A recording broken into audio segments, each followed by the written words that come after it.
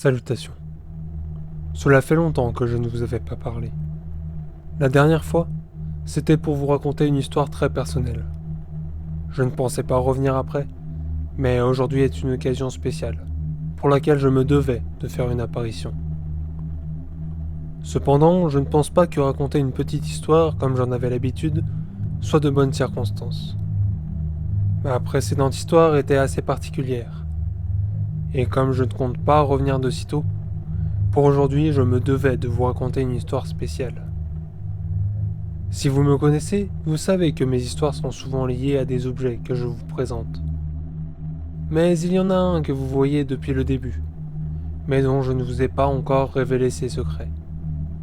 Cet objet, c'est mon masque. Ce masque me permet de voir et d'accéder à de nombreux mondes, de nombreuses temporalités, de nombreuses réalités, dont la vôtre. C'est grâce à ce masque que j'ai pu voir les différents événements que je vous ai racontés par le passé, et bien d'autres que je garde précieusement sous silence. Grâce à ce masque, j'ai vu des choses aussi bien magnifiques que d'autres horribles et ignobles. Ces visions m'ont fait perdre pied, et c'est ainsi que ma vie a changé. J'ai découvert l'existence bien réelle du quatrième mur, qui ne sépare pas simplement la réalité de la fiction, mais est une frontière entre toutes les réalités existantes, qui sont toutes autant réelles les unes que les autres.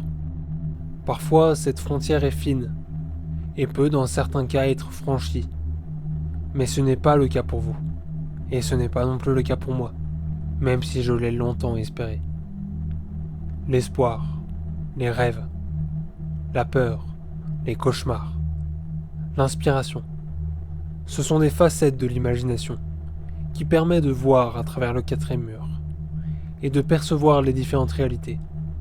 Tout ce qui est imaginable existe quelque part dans au moins une réalité. Mais à force de regarder ces différentes réalités et en être attiré, j'ai perdu de vue celle dans laquelle je vis, tout en étant conscient que j'étais condamné à y rester. Plus terrifiant encore, j'ai découvert qu'il y avait autre chose, ou plutôt qu'il n'y avait rien. Au-delà du quatrième mur, le néant s'étend à l'infini. Les réalités ne sont que des bulles, flottant dans ce vide, et une partie de moi y est tombée et a disparu. Je contemple cet infini, mais je ne veux pas m'y risquer. Je reste à visualiser, observer, et parfois communiquer avec ces autres réalités. Je m'y suis attaché, et il est trop tard pour faire marche arrière, ou pour détourner le regard. C'est désormais une partie de moi, que je garderai pour toujours. Ces réalités sont parfois fascinantes, parfois terrifiantes.